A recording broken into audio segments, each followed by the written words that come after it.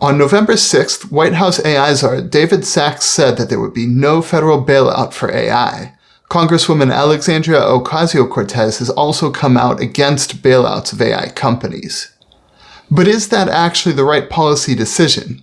As a risk and policy expert who has been studying AI on and off for over 15 years, I see three major factors for assessing AI bailouts: democracy, systemic risk, and radical transformative AI, the sort of AI that could potentially even take over the world and kill everyone. In fact, I see bailouts as one of the most important opportunities to shift AI in a better direction. Because if they are asking us for money, that means we have leverage and we can make demands. So the stakes here are billions of dollars, the character of the AI industry, and maybe even the survival of the human species. We should try to get this right. But first, why are we even talking about bailouts for AI companies? In short, the threat of an AI bubble. The AI bubble, or maybe not, is not yet in a bubble. It is a bubble. The question is, when will the bubble pop? That if popped, could send it into a tailspin. They can take the entire market with them. AI companies have been making gargantuan investments in data centers and accompanying infrastructure with the hope of generating even larger profits in the future. However, they're struggling to make any profits right now. And one study found that 95% of organizations using AI are getting zero return on their investment, which doesn't bode well for the AI sector. And then OpenAI CFO Sarah Frier said, and so this is where we're looking for the ways governments can come to bear, the backstop, the guarantee that allows the OpenAI has been taking massive loans to expand its operations. A government backstop means that if OpenAI is unable to repay its loans, then the government steps in to repay the loans for them. In other words, a bailout. OpenAI later walked it back, saying they don't want a bailout. So that means this is all a settled issue, right? Well, they could just as easily walk back their walk back if and when the bubble bursts and they need a bailout. OpenAI is not exactly a paragon of honesty and consistency, to say the very least. And some other people are actively arguing that a bailout might be a good idea. But the biggest reason to talk about AI bailouts now is because, well, sometimes life comes at you fast. The last time we did bailouts was the 2008 subprime mortgage crisis, when the housing market collapsed and Wall Street banks started failing. And it truly was a crisis. The people involved likened it to the Cuban Missile Crisis, the brief stretch of the Cold War in which the US and the Soviet Union came alarmingly close to nuclear war. They faced incredibly high stakes with very little time to react. Right now, there is no AI bailout crisis, and there might never be one, but it also might happen soon if the bubble bursts. And if it does, the more prepared we are, the better we'll be able to handle it. So, what should we do? Well, in a democracy, one important factor is what we, the people, think should be done. Let me start with my own perspective as a citizen whose tax money would fund any bailout.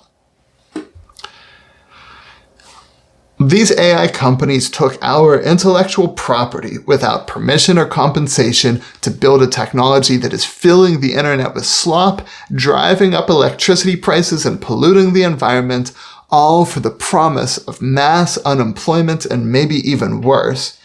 And they might want us to bail them out for their colossal financial mistakes?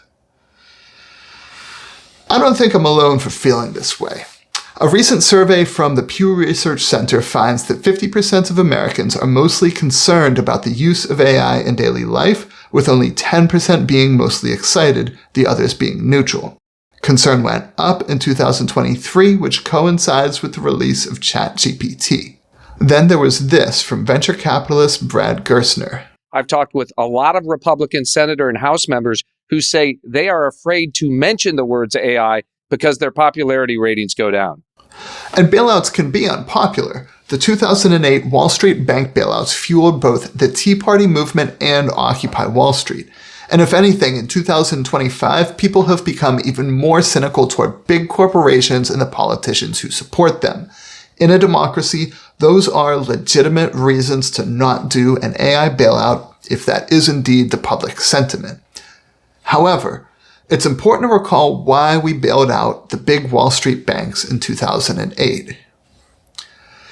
Okay, what happened is the banks got greedy chasing short-term profits, making highly leveraged bets on subprime mortgages, and when the mortgages failed, people lost their homes and their savings, and the banks started to fail too, and they wanted us to bail them out for their colossal financial mistakes.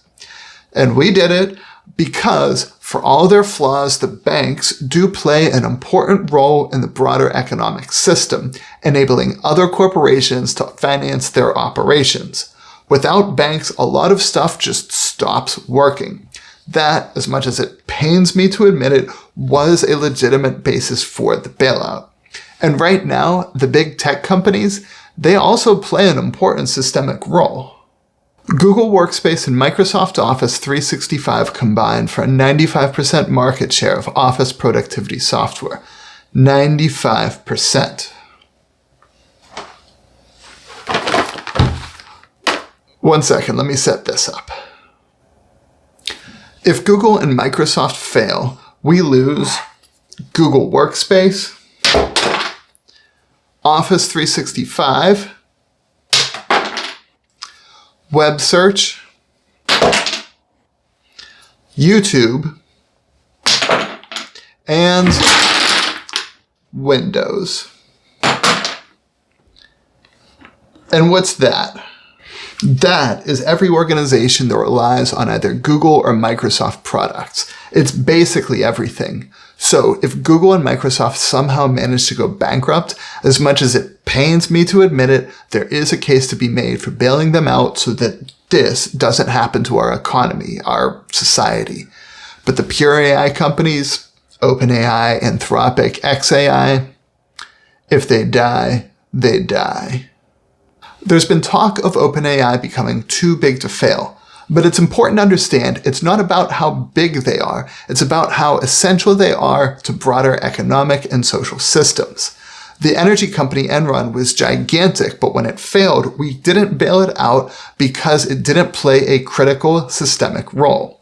This article on OpenAI says maybe it is becoming critical due to its large financial deals with other big tech companies. But in that case, we wouldn't need to bail out OpenAI, we'd only need to bail out the other tech companies. For any company that is too critical to fail, there's an argument to be made for public policy that restricts the company's ability to take on risks that could result in them failing. That's to protect us from needing to bail them out if they fail. In retrospect, we shouldn't have let those Wall Street banks take on all of those risky subprime mortgages. And right now, maybe we shouldn't let Google and Microsoft and possibly other big tech companies take any financial risks that would threaten their solvency. Now, this is outside of my expertise, but fortunately, it does seem less likely that the big tech companies are at risk of bankruptcy. Outside of their AI programs, they run profitable businesses. Prior to the AI boom, the big tech companies were sitting on huge piles of cash. It's harder to go bankrupt when you're spending the money you already have and more money is constantly coming in. But again, this is outside of my expertise. Other people are much more qualified to comment. What is very much within my expertise is the prospect of artificial general intelligence or superintelligence. Basically, forms of AI so advanced that they radically transform the world for better or for worse. Now, that might seem like absurd science fiction, but this is the explicit goal of a lot of these AI companies. This helps to explain why they're making such ridiculously large investments, but also why it could be a ridiculously large bubble and bailout. Should the rest of us be worried? Today's AI technology, including generative AI, is substantially less advanced. It's kind of hard to be afraid of AI that labels the parts of a bicycle like this.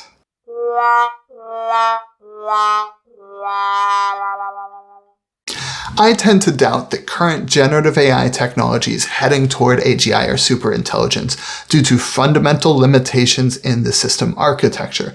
However, there is some uncertainty, and that matters for bailouts. First of all, If we are heading toward AGI or superintelligence, and especially if it is happening within the next few years as some people project, there probably won't be a major downturn in the AI sector. So, no bailouts. That raises a different set of policy issues. But if there is a downturn, it will offer a chance to reevaluate how we as a society want to pursue advanced AI, or if we even want to pursue it in the first place. Right now, advanced AI is being pursued primarily by corporations operating on a private, for-profit basis. These companies talk a good game about pursuing the best interests of humanity and sharing the benefits of AI with the world. But do we actually trust them? Do we trust the companies that keep nickel and diming us with nonstop ads and monopoly pricing? Do we trust the companies that are stealing our intellectual property and filling the internet with slop? Do we trust the companies that, when they should be coordinating with each other to make sure that AI is built according to high standards of safety and ethics, they're instead racing against each other in pursuit of the market share they need to satisfy their investors? Look, these companies are not universally bad. I know for a fact that some of their people really do want to do right for the whole world. But there's a case to be made that the really extreme advanced AI is too important for the public to be pursued by the private sector. There's actually a very strong case to be made that we shouldn't even be pursuing it in the first place. And if we do, we don't want it narrowly focused on maximizing corporate profits at the expense of everything and everyone else. If there is a major downturn in the AI sector, that would be a good occasion to either shut down this line of R&D on grounds that it is a net negative for the world, or alternatively, shift it to the public sector, especially on an international and multilateral basis to truly benefit the entire world. Perhaps we should do that instead of bailouts. And finally, China. Those people arguing that a bailout might actually be a good idea, they don't want to see the advanced, world-changing AI built and operated by China, and they're open to bailouts to ensure that we win and they lose. First of all, if AI is not about to become this radically transformative AGI superintelligence, we don't really need to outcompete China. It just becomes another sector of the economy like solar panels or electric cars. Second, we need to be very careful about people in the US falsely inflating the threat from China, which is absolutely a thing that happens. Third, we should be pursuing diplomacy with China to avoid catastrophe. Indeed, we've already done this, reaching an agreement with China to not use AI in nuclear weapon launch systems. But if we must compete against China, let's make sure that we are doing it safely and for the public benefit. Bailouts could make it worse by fueling risky corporate competition for narrow private benefit.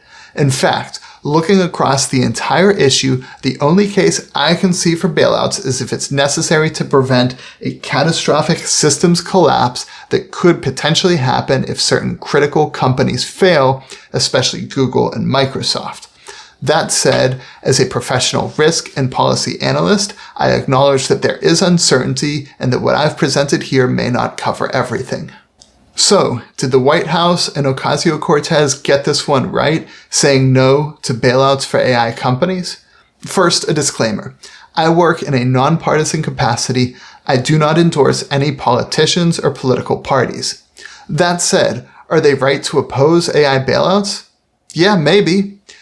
As a closing thought, I think pushing back against AI bailouts is a great example of how to reduce the risk of global catastrophe while improving living conditions for ordinary citizens.